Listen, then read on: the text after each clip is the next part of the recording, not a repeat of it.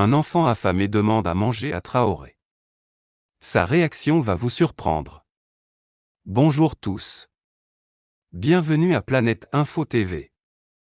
C'était un matin chaud de mars 2025 à Ouagadougou, la capitale du Burkina Faso.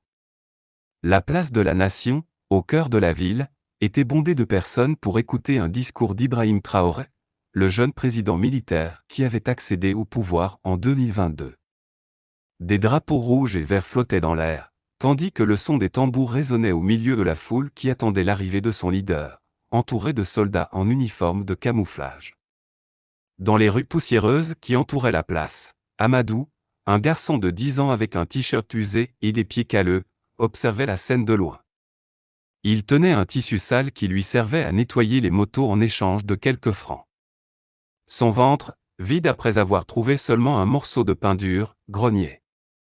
Ses yeux curieux se posèrent sur Traoré, qui sortait d'une Jeep militaire majestueuse, vêtue de son uniforme vert olive. Il prit le micro et commença à parler, promettant la sécurité face aux insurrections djihadistes qui continuaient de dévaster le nord du pays. À ce moment-là, Amadou vit une chance qui se présentait.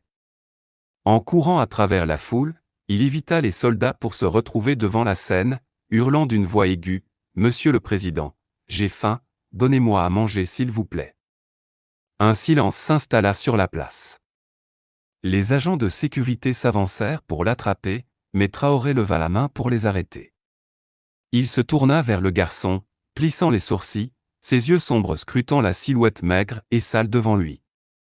La foule retenait son souffle. « Que veux-tu, petit ?» demanda Traoré, sa voix puissante teintée d'une douceur inattendue. « Je veux à manger, s'il vous plaît. »« Je n'ai rien mangé depuis hier, » répondit Amadou, sa voix tremblante. Traoré resta là, le micro à la main, comme si une émotion ancienne avait été ravivée par la demande de l'enfant. Dans la place de la Nation, un silence tendu régnait, tandis que le soleil brûlant éclairait l'uniforme d'Ibrahim Traoré, face à Amadou, le garçon de la rue qui avait bravé l'autorité pour interrompre son discours. Les soldats, déjà vigilants, hésitaient, attendant des ordres. La foule, composée de commerçants, d'étudiants et d'autres, observait avec des murmures. Traoré baissa lentement le micro, ses yeux encore fixés sur Amadou. Malgré sa maigreur et sa crasse, le garçon soutenait le regard, les poings serrés, comme s'il osait défier le monde. « Je n'ai rien, » répéta-t-il, sa voix ferme malgré une légère tremblote. Un instant, Traoré demeura silencieux. Son esprit semblait errer, et ceux qui le connaissaient pouvaient voir qu'il avait été touché par quelque chose de profond. Il se pencha vers Amadou, ignorant les regards perplexes de ses conseillers. « Comment t'appelles-tu » demanda-t-il presque à voix basse. Amadou répondit, hésitant, comme s'il n'avait jamais cru qu'on lui accorderait de l'importance. « Amadou » répéta Traoré, le nom résonnant dans le micro toujours en marche. Il se reva et ordonna à l'un des soldats, « Va chercher de la nourriture maintenant. » Le soldat hocha la tête et courut vers une Jeep proche alors que la foule murmurait d'étonnement. Traoré se tourna de nouveau vers Amadou. « Tu me fais penser à quelqu'un, » murmura-t-il plus pour lui-même que pour le garçon. Au bord de la place, les marchands, habitués à ignorer les enfants comme Amadou, s'échangeaient des mots. « Va-t-il réellement lui donner à manger ?» s'interrogea une vendeuse de mangue, perplexe. Amadou restait figé, ne sachant que faire, tandis que Traoré reprenait une expression sérieuse. « Ce garçon a faim » annonça-t-il dans le micro d'une voix forte. « Et combien d'autres comme lui sont ici tous les jours devant nous ?» Le silence se rétablit, mais avec un poids inattendu. La chaleur de midi frappait la place de la Nation à Ouagadougou en mars 2025. La foule, encore en train d'écouter Ibrahim Traoré, fut bientôt interrompue par le militaire qui revint en courant avec un sachet de pain et une bouteille d'eau. Il remit tous ces objets à Amadou, qui les saisit avec des mains tremblantes, émerveillé. « Merci » murmura le garçon avant de déchirer le pain et de dévorer un morceau, le soulagement sur son visage sale. Traoré, immobile, observait la scène tandis que ses conseillers échangeaient des regards confus. Bien que le discours officiel ait été interrompu, personne n'osa intervenir. Traoré reprit le micro à nouveau, semblant pensif. Quand j'avais ton âge, Amadou, je ramassais des ferrailles dans les rues de Kouougou pour survivre. Ma mère vendait des arachides pour nous nourrir. Parfois, je m'endormais avec la faim me tirant le ventre. La foule se tut, fascinée. Il était rare d'entendre Traoré évoquer son enfance, un passé modeste qu'il avait peu partagé depuis son accession au pouvoir. Amadou cessa de manger, observant le président avec curiosité et respect. Un jour, continua Traoré, un homme m'a offert un bol de riz. Pas grand-chose, mais cela m'a aidé. À ce moment-là, j'ai promis que si un jour je pouvais, je n'abandonnerais jamais quelqu'un comme moi sans assistance. Il s'arrêta un instant avant de conclure. Ce garçon n'est pas juste un mendiant. Il était moi, il était ce que beaucoup d'entre nous étaient. La place éclata en applaudissements, mais Traoré leva la main, demandant le silence. Nous ne pouvons pas gouverner un pays si nos enfants ont faim, déclara-t-il d'une voix ferme. Cela commence ici, aujourd'hui. Amadou, avec du pain dans la bouche, regardait autour de lui sans saisir pleinement la situation. Le soleil torride de l'après-midi de mars 2025 éclairait Ouagadougou, transformant la place de la nation en un lieu de réflexion inattendu. Après un discours spontané d'Ibrahim Traoré, la foule commençait à se disperser lentement, mais les échos de ces mots persistaient dans l'air, tel un nuage de poussière soulevé par un vent sec. Assis sur le sol, Amadou mâchait lentement le pain et buvait l'eau qu'il avait reçue, les yeux fixés sur le président, qui parlait maintenant avec des conseillers sur le côté de la scène. Dans les ruelles autour de la place, l'information circulait déjà de bouche à oreille. Des vendeurs ambulants, des motards et des femmes portant des paniers de maïs s'étaient arrêtés pour discuter de ce qu'ils avaient observé. « Vous avez entendu ce que le président a dit ?» questionna Fatimata, une vendeuse de tissus colorés, tout en rangeant son stand. Il a nourri les garçons et a parlé de sa propre faim. Qui aurait imaginé que Traoré était un jour comme ces petits?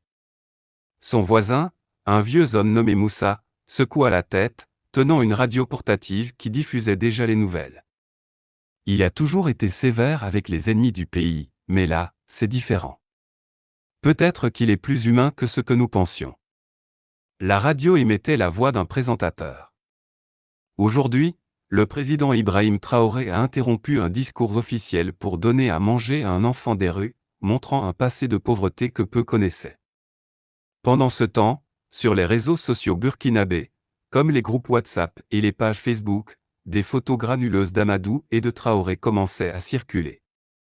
Un utilisateur commenta « Un président qui nourrit un enfant », et un autre ajouta « C'est un signe, peut-être qu'il veut vraiment changer les choses ».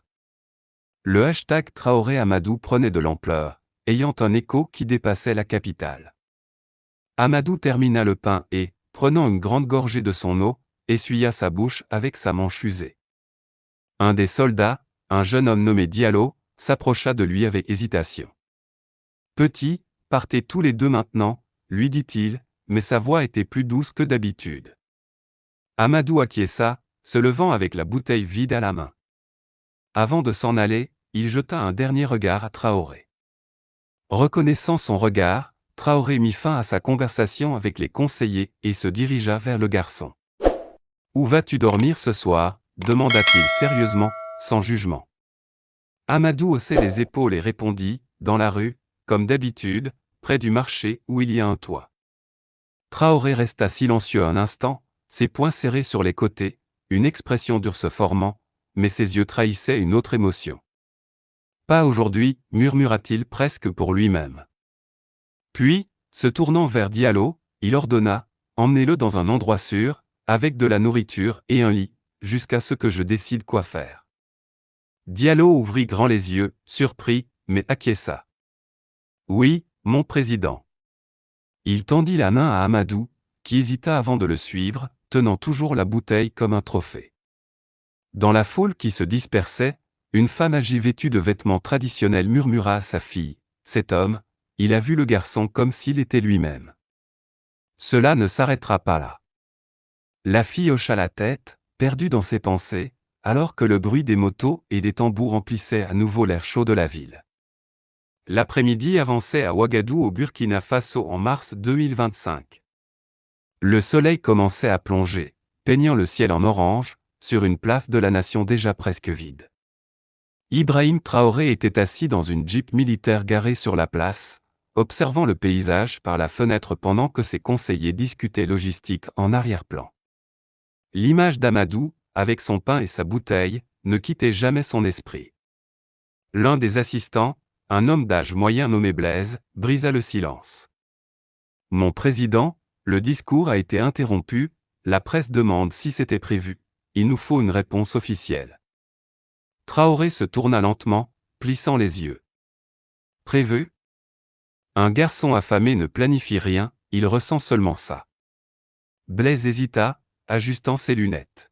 « Oui, mais le nourrir ainsi en public, et maintenant l'envoyer dans un refuge, certains diront que c'est du populisme. » Populisme, rétorqua Traoré d'un ton plus ferme, j'ai grandi comme lui. Blaise, as-tu vraiment ressenti la vraie faim? Pas la légère sensation d'un repas manqué, mais ce vide qui fait croire que demain n'arrivera pas, le conseiller baissa les yeux, ne pouvant rien répondre. Traoré frappa sa main sur le siège, frustré. J'ai promis de protéger ce pays de la corruption des djihadistes, j'affronte tout, mais comment puis-je dire que je me bats pour le Burkina si ces enfants dorment encore dans la poussière? À l'extérieur de la Jeep, le soldat Diallo revenait après avoir déposé Adou dans un abri militaire proche. Il frappa à la fenêtre, et Traoré l'ouvrit. Diallo annonça, « Mon président, il a eu plus, et un lit, mais il t'a demandé. » Traoré ferma les yeux un instant, assailli par le poids de cette question. « Que devrais-je faire maintenant » murmura-t-il à peine audible. Un garçon ne change pas, n'est-ce pas? Il savait que sa réaction serait évaluée par le peuple, par les journalistes, et par lui-même. La nuit était tombée sur Ouagadougou en mars 2025, enveloppant la ville d'un ciel étoilé et d'un silence, seulement perturbé par le bruit des motos. Dans l'abri militaire en périphérie de la capitale, Amadou était assis sur un simple lit de camp, avec une assiette vide de riz et de sauce à côté de lui. Pour la première fois depuis des semaines, son estomac était plein, mais ses yeux cherchaient toujours quelque chose ou quelqu'un. La Jeep d'Ibrahim Traoré arriva, son moteur s'éteignant dans un soupir. Il sortit et congédia les agents de sécurité d'un geste décidé. Diallo l'accueillit à l'entrée, « C'est à l'intérieur, mon président », dit-il en montrant le hangar. Traoré entra, le bruit de ses bottes résonnant sur le béton. En voyant Amadou, il se leva de son lit, hésitant, tenant la bouteille d'eau vide comme si c'était un talisman. « Es-tu là » demanda le garçon d'une voix timide mais curieuse. « Oui » répondit Traoré, s'arrêtant à quelques pas de lui. « Je voulais vérifier si tu allais bien. » Amadou hocha la tête, les yeux brillants dans l'obscurité. « Je n'ai jamais dormi dans un lit comme celui-ci avant, et la nourriture, merci beaucoup. » Traoré s'accroupit pour se mettre à la hauteur du garçon. « Tu me rappelles moi-même, avoua-t-il, avec une voix douce. J'avais 10 ans quand je courais dans les rues comme toi. Personne ne m'offrait un plat, mais toi, tu l'as. » Le garçon fronce les sourcils, confus. « Que veux-tu dire » Traoré inspira profondément en se redressant. « Je ne peux pas sauver tous les enfants du Burkina aujourd'hui, mais je peux commencer par toi. » Il observa autour de lui les quelques affaires dans la salle et prit une décision. « Tu restes ici, l'école, la nourriture, un toit au-dessus de ta tête, je m'en occupe. » Amadou ouvrit de grands yeux, sans voix. Traoré posa une main ferme mais douce sur son épaule, « Mais tu dois promettre de travailler dur. » « Ne le gaspille pas, je le promets, » murmura Amadou, une larme coulant sur sa joue. Traoré hocha la tête, scellant un accord silencieux qui changerait leur existence. Le lendemain matin, en mars 2025, un nouveau jour se leva à Ouagadougou, au Burkina Faso. Le soleil brillait sur l'abri militaire où Amadou se réveilla sur son lit de camp, tenant toujours la bouteille d'eau vide en souvenir de la veille. Pour la première fois, il n'avait pas à courir dans la rue pour chercher de la nourriture. Un soldat apporta un plat de maïs et de lait, et il mangea lentement, savourant le calme. Place de la Nation, Ibrahim Traoré avait rassemblé son équipe dans une salle faite à la hâte. L'histoire d'Amadou était déjà à la une des journaux locaux avec des titres comme « Le président et le garçon, un nouveau départ ». Il se tourna vers ses conseillers avec un visage sérieux. « Je veux un plan », dit-il d'une voix résolue. Les enfants comme Amadou ne peuvent pas rester dans la rue, abri, école, nourriture. Nous commençons maintenant. Blaise, un conseiller, hésita. Mon président, le budget. La guerre au nord consomme déjà tout. Traoré répondit, nous trouverons une solution. Je ne suis pas arrivé au pouvoir pour laisser notre avenir mourir de faim. Amadou est le premier, mais pas le dernier. Pendant ce temps, au marché central, l'histoire circulait parmi les vendeurs. Fatimata, la marchande de tissus, racontait à ses clients qu'il avait pris le garçon dans un refuge. Ce n'est pas que la guerre, c'est aussi le cœur, disait-elle. Moussa, avec sa radio, souriait, peut-être qu'il nous entendra maintenant. Au refuge, Amadou reçut une visite inattendue, une enseignante nommée Aïda, envoyée par Traoré. Tu apprendras à lire et à écrire, lui annonça-t-elle en lui tendant un cahier. Il prit le crayon avec enthousiasme et une lueur dans les yeux. Dans la Jeep, Traoré regardait par la fenêtre, pensant au garçon. Un pas, murmura-t-il, mais c'est le début. La ville continuait son rythme, mais quelque chose avait changé. Un leader et un garçon avaient semé une graine d'espoir. La fin de l'après-midi enveloppa Ouagadougou d'une lumière dorée en mars 2025. Dans l'abri militaire, Amadou traçait ses premières lettres dans un cahier, guidé par l'institutrice. A, M, A, D, O, U, s'exclamait-il en souriant en voyant son nom se dessiner. À l'extérieur, le bruit des enfants jouant dans les rues retentissait, lui rappelant le monde qu'il avait laissé derrière lui. Place de la Nation, Ibrahim Traoré donna une interview improvisée à la presse locale. Son uniforme impeccable contrastait avec la simplicité de sa voix. Amadou n'est pas qu'un garçon, déclara-t-il devant les caméras. Il est ce que j'étais, ce que beaucoup d'entre nous étaient. Si nous voulons un Burkina fort, nous devons commencer par eux. Les mots s'écoulaient rapidement. Au marché, Fatimata écoutait la radio, hochant la tête avec enthousiasme. Il a raison, affirma-t-elle à un client. Un pays ne peut pas vivre uniquement de ses armes. Moussa, à côté d'elle, éteignit le poste. Cet homme me fait penser différemment maintenant. Quelques jours plus tard, d'autres enfants arrivèrent au refuge, 5, puis 10, amenés par des soldats sous les ordres de Traoré. Un petit programme commençait à prendre forme, et Nitur-Licourt ce n'était pas idéal, mais c'était un commencement. Amadou, maintenant avec un simple sac à dos, est devenu un symbole de cette évolution. Traoré s'est rendu à nouveau au refuge et s'est arrêté devant Amadou, qui lui a montré un carnet.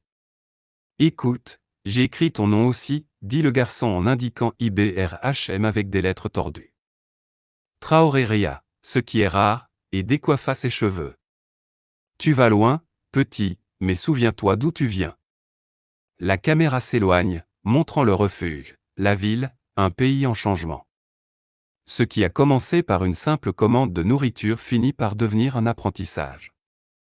C'est tout pour aujourd'hui. Laissez-nous vos commentaires en bas, ne manquez pas de vous abonner et de partager la vidéo. Merci et à la prochaine.